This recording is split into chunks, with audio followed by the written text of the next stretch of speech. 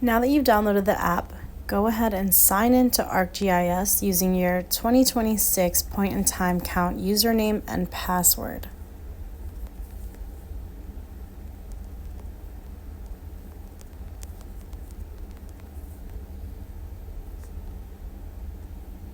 Once you're signed into the app, click on your initials on the top right of the screen in order to download the most recent survey. In my example here, you just see Pinellas point-in-time count with a list of older surveys, but I will just go ahead and press these two arrows on the right in order to download the most recent survey, which is the test one that I'll be using. Once I've hit that and you see that it downloaded, press the left arrow to go back to your home screen and then pull the screen down just to refresh it. And if you just downloaded a new survey, you would see it populate here, and yours will be 2026 point-in-time count. Mine is the test one, so I'm just going to click on that because it's my only icon. And once I'm in here, I will click collect, and that will begin my survey process. What's different from previous years is that you do need to be on data or Wi-Fi in order for the app to collect your location on the maps. This should auto-populate, and if you do need to change it, just click into the map on the image, and you can zoom in and move all around in order to change the location with where you're doing the survey. Make sure if you are changing the location, you'll press the check on the bottom right to lock that in. And you'll see on this page, it changed from an address to the Wawa. And another difference is that you will be just selecting your deployment center from the drop-down list here, not a deployment zone. So in the past, we used like S1 or L2. This time, we'll just be having you select which deployment center you started at, where you deployed from. And I'll go ahead and just select Bully Centers. If you don't remember this, please ask your team lead, and they will help you out with that. Then I'll press the next arrow. Go ahead and now introduce yourself and see if the individual is interested in participating in this housing survey. That should only take about 10 to 15 minutes. And once you confirm that you've introduced yourself and the purpose of the survey, you can hit next. And if they say they're interested, you'll say, are you able to survey this person? Yes. And then you'll ask them, have you completed this survey earlier today? If they say yes, please note where they said they participated in the survey, and that will prompt you to go ahead and end the survey. If they say no, you can proceed after you've been given verbal consent, but again, they should only be participating in the survey once per PIT year, so if they already participated, they should not do another survey. And after you've read this verbatim, you can hit the next button and ensure that the individual understood and that they agree to continue. The next question is going to be, where did you sleep last night? And this question is going to be about Wednesday, January 28th night into the morning of Thursday, January 29th, which is when we'll be doing PIT. So it should be the night before. Again, that's going to be the night of Wednesday, January 28th. And if they say that they stayed on the street, in a car, park, or camp, it'll prompt the next question. Same with staying in a shelter. Same with transitional housing, hotel, motel, or couch surfing. On the other hand, if you say they were in jail or prison, in a hospital or treatment facility, or in a house or apartment that they own, it will go ahead and prompt you to end the survey. So for these purposes, I'll say they were staying on the street. And you will note that every person who is 18 or older and present needs to complete their own survey.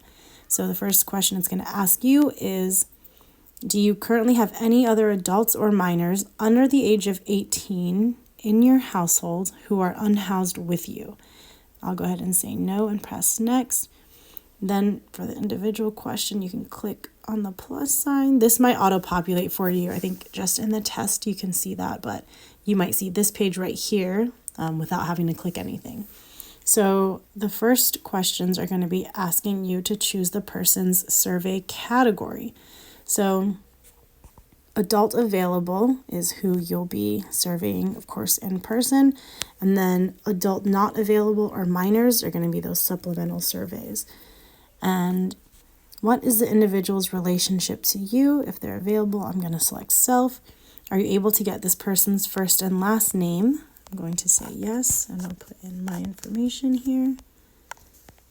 Are you able to obtain this person's birthday? Please do your best to collect the entire birthday, but if you can only get a partial, you can select yes and select partial, and you'll be able to select here what their birthday is. So you can also click in and type it if you want to.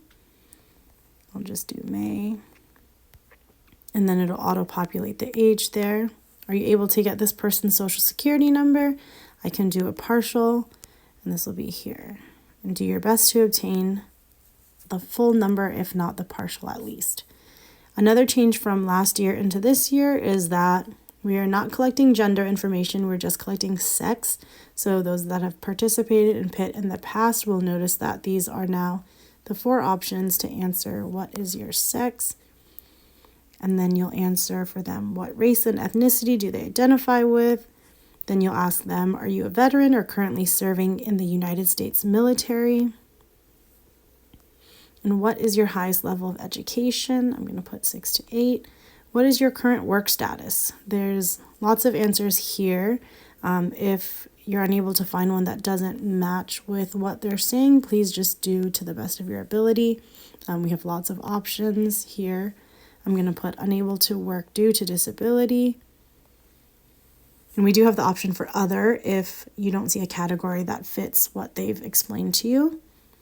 And how long were you in Pinellas County before you became unhoused? I'm going to do 1 to 3 months. And then asking what area I mainly stay in, I'll say St. Pete. This question, would you like to share your contact information for potential connection to housing programs and resources? If you select yes, you'll have the opportunity to enter this individual's contact information. This allows us on the back end to provide them with any resources that may be relevant to them. If you select no, it won't prompt anything. Then you'll answer, what was the main reason that caused you to lose your permanent housing this time? We'll say hurricane, natural disaster. And then down here where it says, have you ever been evicted? I'm going to say no. And when it asks, how long have you been unhoused this time? You want to make sure you're only including continuous time spent in shelters or on the streets since the individual's last housing. So I'm going to put, if I was, say, out of my home due to a hurricane in October, then it's November, December, January, I'm going to say 3 months. Since I've been out of my home due to hurricane in September, because it's January now. And then homeless count in days will auto-populate right there. So then it's going to say in the past 3 years, how many months in total have you been unhoused? Well, let's say I was unhoused due to a hurricane last year too, or due to the 2 or 3 hurricanes. So we had multiple, August, September, in October, I think it was, and then November, December. So say I was unhoused for another 3 months last year after those hurricanes. If I was doing the last 3 years, then I'll include 3 months from last year and 3 months from this year. And then I'll do 6 months right here. And then it says, in the past 3 years, how many separate times have you stayed on the streets or in shelters, including this time? Then I'll say 2, because the hurricanes last year and the hurricanes this year. And then it says, do you have any of the following condition or disabilities? And I'm just going to say prefers not to answer to all of these. Alcohol use disorder, drug use disorder, chronic health condition, developmental, HIV or AIDS, mental health disorder, physical. And then it says, do you have access to health services or a medical clinic? I'll say yes. And then it asks here if you're a survivor of domestic violence, sexual assault, or stalking. And if you select yes, it'll prompt another question asking if the current unhoused situation is a result of fleeing from domestic violence, dating violence, or sexual assault or stalking. And you can answer that. But if you said no, then it won't prompt anything as you see here, and you can complete and submit the survey. So you'll click send now. There will be really no need for you to save an outbox. If you needed to change anything in the survey, you could click continue this survey to go back and edit any questions that you might have wanted to change. I'll change this one to yes. And then I'll click the check again and I'll go ahead and send the survey. And you'll see here now that it's submitting the survey. And on my home page, I don't have any surveys in my drafts or outbox or anything like that. Refreshing. And that is a completed survey.